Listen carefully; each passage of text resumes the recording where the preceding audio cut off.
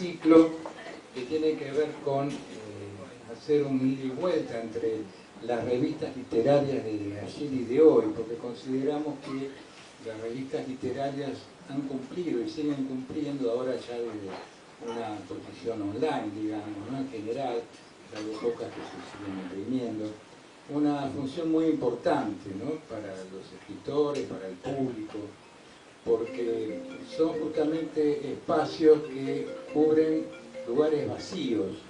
Generalmente en los grandes medios siempre están los escritores, digamos, llamados oficiales, ¿no? Entonces son los que van cubriendo esos lugares y son muy pocos, pero hay una gran cantidad de autores importantes y que afortunadamente, gracias a las revistas literarias, ya empezamos a recordar de la revista Martín Fierro, primero las décadas del siglo XX en adelante, ¿no? Poesía de Buenos Aires, Barrilete y tantas otras más cercanas, han cubierto justamente esas carencias. Y se me ocurrió que la persona indicada para poder conversar y bueno, abrir este espacio era alguien muy querido para mí como amigo, pero también muy valioso porque es poeta, buen poeta, y aparte sabe lo que es la cocina de una revista literaria porque él estuvo muchos años junto con la querida Lucila Fébula en Tamaño Oficio. Así que bueno, le damos la bienvenida a Osvaldo Coltón.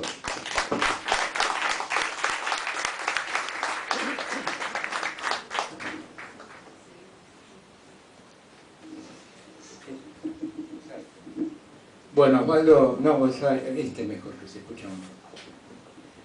Bienvenido y bueno, te escuchamos. Bueno, quédense tranquilos que no vamos a leer tantas revistas como las que ven acá. Están para mostrar un poco. Bueno, gracias Luis por este segmento y honrarme para que pueda decir algunas cosas. Claro, es un acontecimiento extraordinario, muy grande, extenso, abigarrado, el del mundo de las revistas literarias. Acá se han hablado de las nuevas, las que están presentes. Yo hoy voy a hablar un poco en este día, por ser el día inaugural, digamos, de un poco el acontecimiento, ¿no?, de las revistas literarias, y leer algunas que fueron míticas, pero especialmente como concepto, ¿no?, que es una revista literaria, que fue históricamente hace casi 400 años que se empezó a tener algo de parecido a revistas literarias en el mundo, en Europa obviamente. Pero en el mundo o cerca nuestro, o en el mundo y cerca nuestro, ya aparecieron revistas literarias hace 200 años. Hay una famosa que es la revista de Dos Mundos, en francés no lo voy a decir porque le voy a dar review de Dos Mundos. Y ya acá en Argentina, antes, en el 1922, estaba esta revista, La Abeja Argentina, pero llamativamente editada por la Sociedad de Literatura, que ya existía en 1822, sociedad, pero cuando uno la revisa hablaban de medicina y progreso científico, pero parece que lo hacían con un objetivo casi literario, que era que la gente empezara a saber de las ciencias y dejara supersticiones y curanderismo. Aún así tenían algún que otro poema, que encontré uno que es Oda a la Rosa, y en sus conceptos encontré algo que me llamó poderosamente la atención en un artículo del número 14, Ojeadas sobre el espíritu actual del país, 1823. Hoy en día que todo ha sido multiplicado por el comercio, si no presentáis motivos de estimular el talento, el gusto del dinero ocupará su lugar. Tendréis corrupción, y corrupción sin talento, que es la última degradación a que puede llegar la especie humana. 1822, en La Abeja Argentina, parece que la tenían clara desde hace tiempo, ¿no? Pero bueno, en estas revistas lo que cunde es el ensayo literario, narración, alguna reseña, poco poesía. La poesía, revistas dedicadas a la poesía ya empiezan en el 1900. Ahí empiezan varias, algunas en Estados Unidos, Poetry y otras. Ahora, ¿cómo armar esta charla? Para armar esta charla yo voy a usar como paradigma El Ornitorrinco, que es una revista que, bueno, la Biblioteca Nacional ha editado en facsímil, toda la colección, pero que es de una trilogía de Abelardo Castillo y otros, El Grillo de Papel, El Escarabajo de Oro, y con esta termina, que empiezan en el 77, una época importante, complicada. Y es cuando Abelardo Castillo y su equipo, cuando arman esta revista, el primer editorial se llama 6 aproximaciones para armar un ornitorrinco. Lo podemos tomar como un paradigma, cómo se arma una revista literaria. Obviamente que son 6 párrafos largos, pero él da en el clavo en algunas cosas que ya se comentaron. ¿A qué se debe o por qué justificaban que tenían que empezar una revista con este nombre tan raro, ¿no? El ornitorrinco, griego, que es como un animal imposible, como pensando en que las revistas literarias son un elemento imposible, por decirlo así. Entonces dice Abelardo Castillo en este editorial, bueno, causas. ¿A qué se debe, no, editar este ornitorrinco? Elijamos 2. La necesidad de expresarse literariamente y la consiguiente urgencia de comunicación como sentimientos compulsivos, pues ningún poeta o narrador suele ser llamado a gritos por editores. Es parte de lo que se dijo. Y siempre que vamos al número 1 de las cientos y cientos de revistas literarias que se han editado, hay un archivo que tiene 300 y las tiene todas digitalizadas. Lo pueden buscar después, cualquier cosa me preguntan. Tiene colecciones digitalizadas, no una revista, ¿no? Y es aquí en Argentina. Casi todas las revistas, por ejemplo la de Generación Abierto también, en su número 1 dicen, editamos para que los nuevos puedan editar. Pero Abelardo Castillo, aquí en el ornitorrinco, presenta otra causa, otra solución, otra respuesta, aún en escritores conocidos, y cita Poe, Sartre, Art, y sigue con Baudelaire y sigue. Dice que aunque eran conocidos, también editaban en revistas literarias como una forma de expresión creadora debido a que necesitaban la inmediatez del periodismo. Cuando alguien se quiere plantar en la urgencia, en lo presente, necesita una revista literaria, o necesitaba, o un periódico, un diario, porque eso le daba contacto con su auditorio, con su gente, o con sus lectores, o con los que no lo querían, de manera directa, de manera inmediata.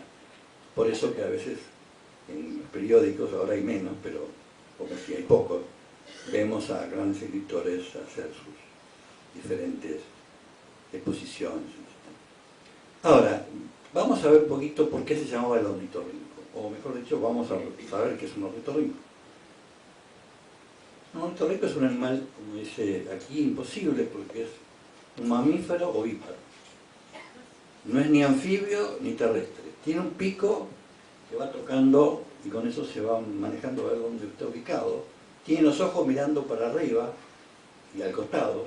Entonces, por esta causa, él al finalizar estas 6 aproximaciones para armar una revista literaria dice: sobre todo, el ornitorrinco ve hacia arriba, o sea que esta revista, dice, es el único animal que tiene conciencia de las estrellas.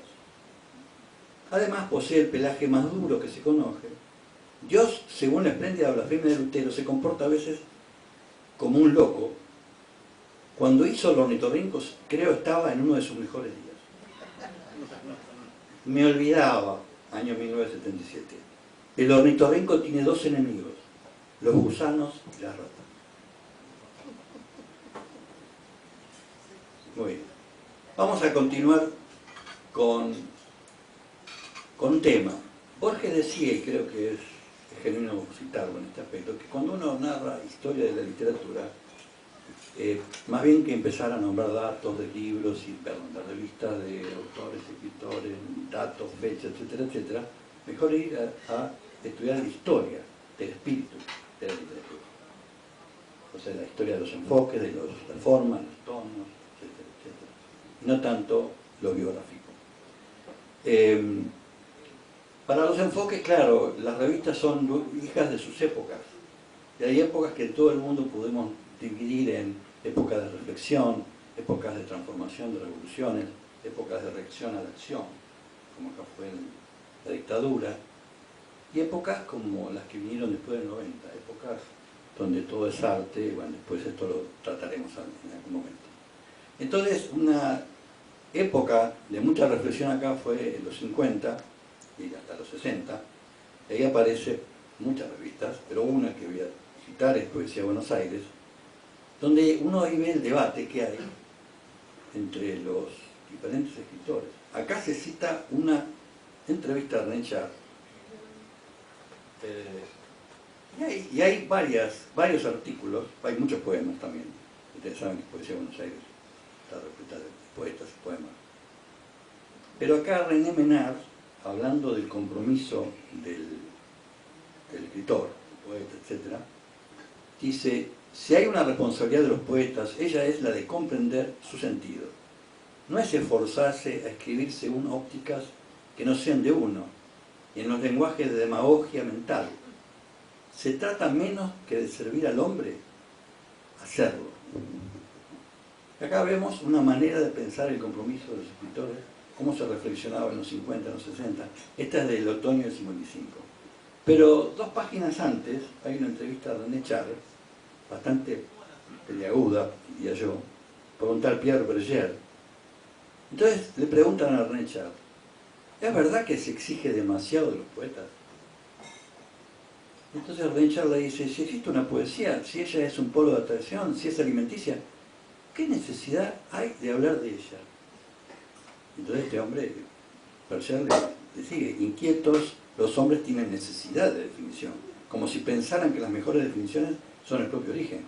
Pero no, le dice René Char, hacernos salir de nuestro laconismo, de nuestro cuarto de trabajo, etc., significa desearnos cargados de misión. Vamos, vamos, nosotros trinchamos cuando es necesario trinchar. Claro, esta frase me llamó la atención. Parece que en francés, trinchar, que es el origen de esta entrevista, es más bien resolver conflictos. Sigue Berger, le dice: pero es evidente que vosotros, los poetas, tenéis una misión. No, tenemos una tarea, eso sí. Bien sé yo que los poetas tienen curiosas pretensiones. Sin cesar ellos se creen obligados a tocar el clarín de donde proviene su rápida pérdida de influencia. Manera de pensar, maneras de creer, maneras de debatir en una misma época, en los 50, donde se reflexionaba y se discutía, y bueno, y había claridad. Muy bien, Osvaldo, vamos a continuar en la próxima, muy interesante como apertura. Muy bueno lo que dijiste acerca de que cada revista expresa un poco su tiempo, ¿no? Porque de esto se trata, ¿no? Así que hayas tomado lo de Poesía de Buenos Aires, que fue tan importante, no solamente por lo que publicaban, que era material mucho de ellos, sino también las traducciones de poetas de afuera que no se conocían acá y que gracias a ellos se pudieron conocer, ¿no? Así que bueno, te agradecemos, un aporte muy valioso y continuamos en la próxima. Gracias a ustedes.